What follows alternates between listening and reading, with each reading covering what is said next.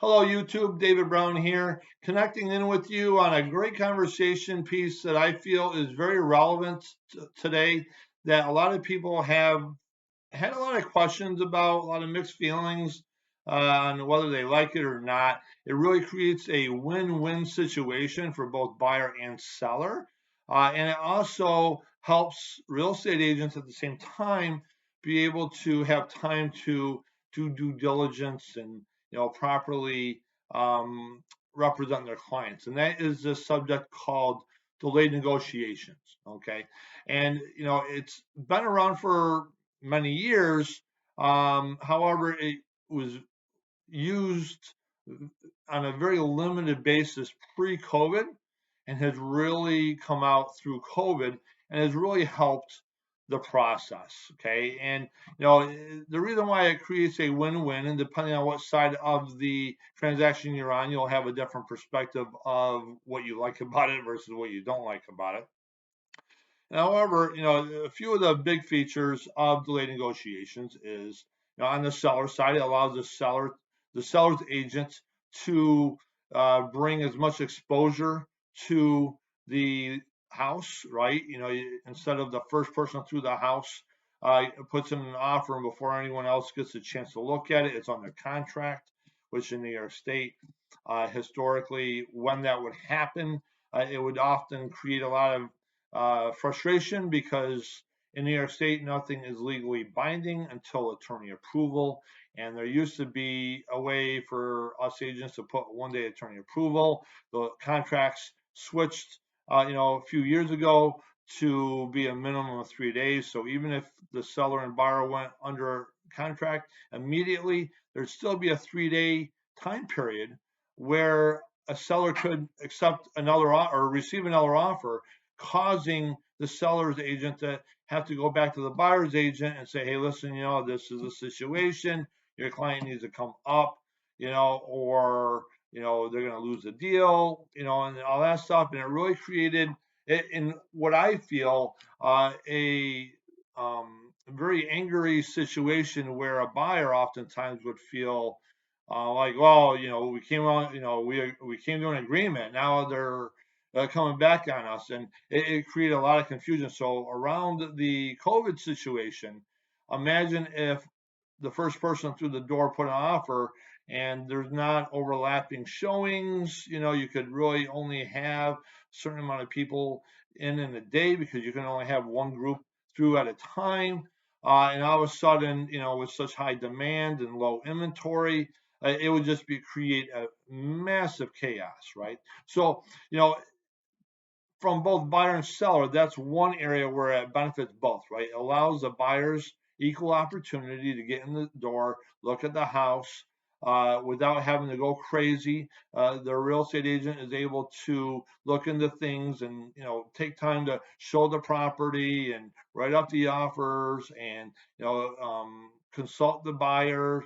And at the same time, it helps the seller not have to go crazy because you know 50 people are trying to get in the door in the first half an hour, right, during COVID, and then having everything ping pong back and forth. So, there's a lot of pros and cons to everything. I personally propose that delayed negotiations presents far more pros to people, just from the lack of craziness. The craziness that you avoid. It allows everybody to breathe a little bit. A house hits a market on Wednesday or Thursday, and offers are due Monday or Tuesday, for example. And everybody has an entire weekend. If people are working on the week, they don't have to rush to get in that day. They can get in over the weekend, and then by Monday or Tuesday, all the buyers have their offers in, and then the seller's agent sits down or zooms in, depending on how they set it up, sets up a time to review them all and go over pros and cons, and of each offer. Selling your house is the biggest sale of your life for most people, and to have to go under contract so fast it can really set people unease. And that's the same thing as a buyer, right? I mean, you don't want to have to rush into a decision, right? Being able to think about it a little bit and do your own little research prior to an offer. That helps that too. So, I would say the biggest uh, pro to both sides is when it comes to delayed negotiations is just the ability to breathe, the time to just allow the process to pan out. And one thing we haven't seen uh, outside of the extreme rare situation, and I don't even know if this is really the situation ever, really, but I'm going to say it maybe it happens once in a while, is the attorney disapproval, right? That in the beginning, pre-COVID, a buyer goes on the contract and then, the seller's attorney can disprove the contract for any reason at all, right? And they had 3 days to do so. So in the meantime, the seller gets the offer and then the buyer that the seller went under contract with doesn't want to come up or change anything. So the seller has their attorney disprove the offer.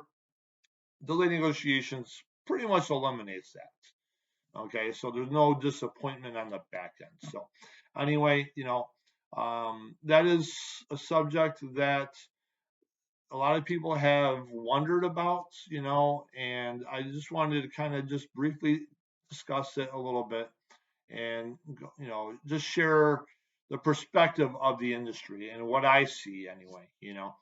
So anyway, I hope you've got some good information out of that.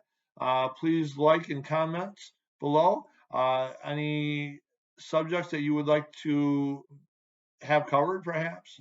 If you have yet to do so, please subscribe. I would love the opportunity to continue bringing great value to you. And until the next video, make sure that you're staying safe, healthy, and always know that I'm rooting for you. Cheers.